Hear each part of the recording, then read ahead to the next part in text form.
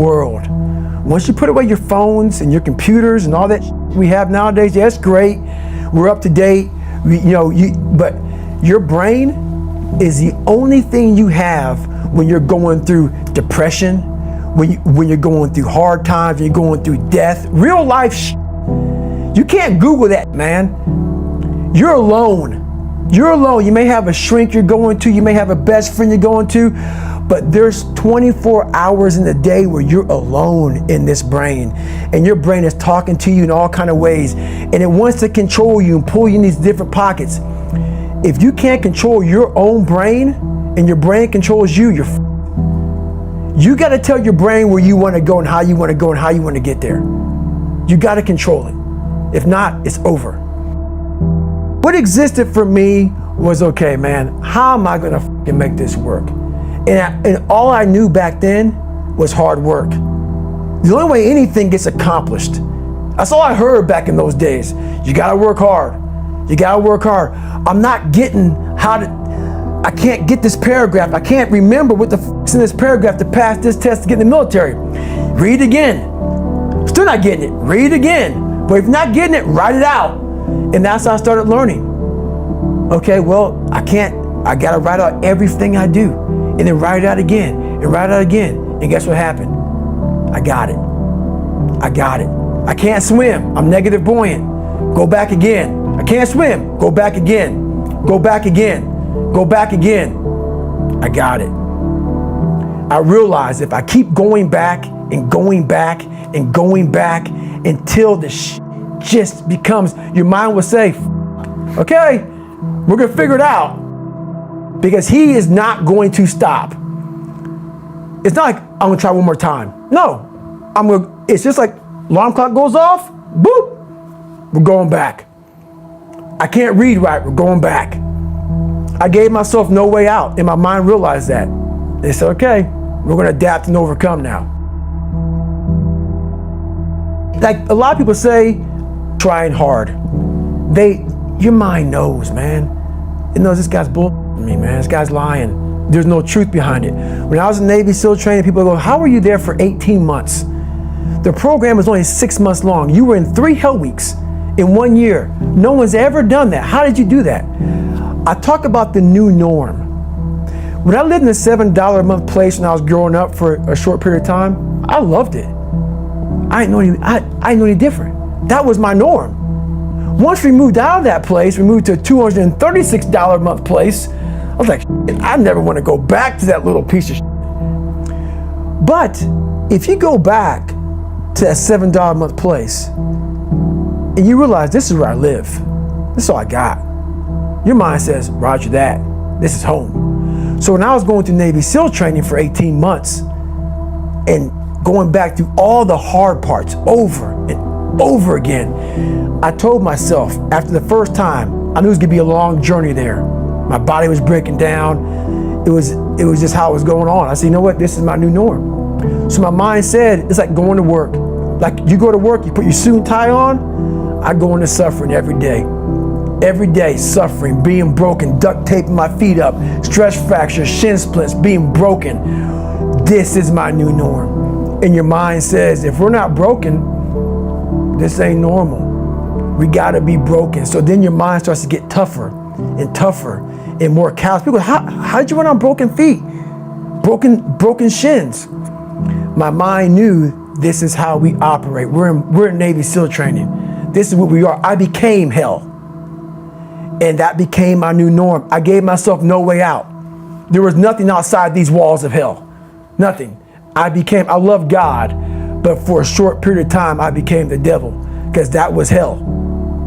I became the boss, the owner, the CEO of Navy SEAL training. That was my mindset. And that's how you get through things.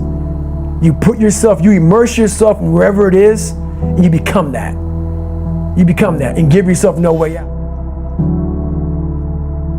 When I was 297 pounds and I was fat as hell trying to be a Navy SEAL, the scariest thing in the world to me, even to this day, was that could have been the rest of my life. I thought then I was trying hard. That's the scariest thing in the world.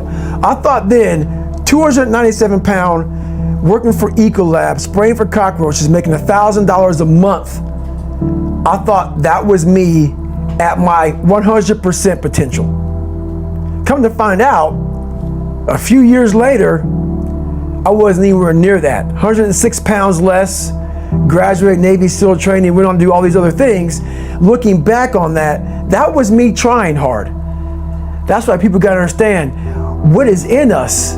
We have no idea until we start trying hard. And I mean really trying hard, where you're obsessed with, hey, this is my new norm. My new norm is that, wow, this isn't always fun. It's not always meant to be fun. And that's when you know you're trying hard. People hear my story and think this guy is sadistic. I realize how the brain works. I figured out how the brain works. I'm a scared kid, and that's what gives me so much power. I had no foundation, and I built this off of just researching the mind. The feeling you get is basically invincibility. You realize that you can't do it all the time.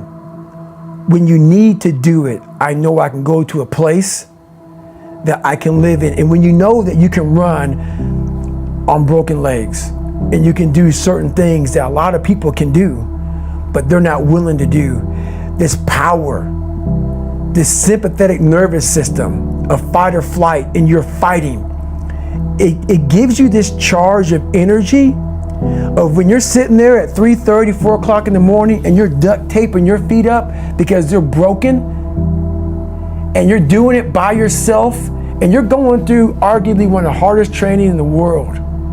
And these guys, most of them are healthy, and you're going through it broken, and you're already at a disadvantage, but you're still there. You can feed into that and tap into that for a lot of power. But if you look at it, well, I'm broken, man. I'm not gonna make it. But if you look at it as, man, I'm broken and I'm still here, and I'm fighting, and I'm gonna find a way to get through this, because I have no other place to go. It gives you a lot of power.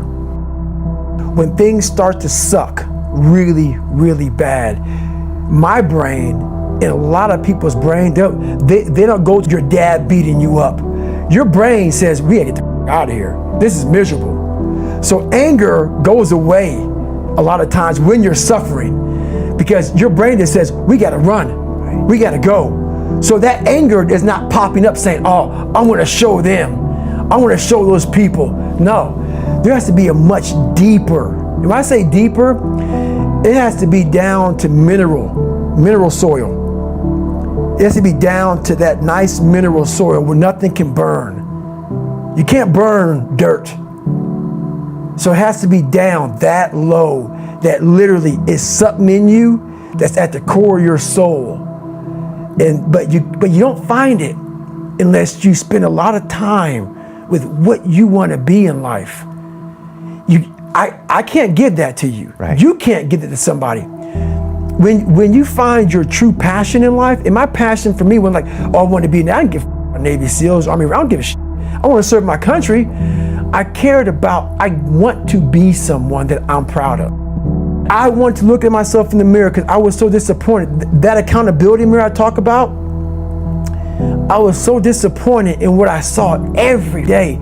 I wanted everybody to love David Goggins. And a lot of people did. I didn't love myself. But I knew a lot of us want to find peace first.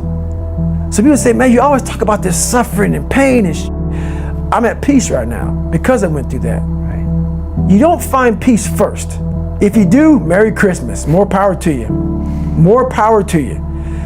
I found peace on the opposite end of finding myself. And no one really finds themselves without going through trials, tribulations, suffering, accountability. And accountability is suffering. Being accountable every day for doing right for yourself, for the people next to you, it's miserable. It's hard. So, even the smallest details.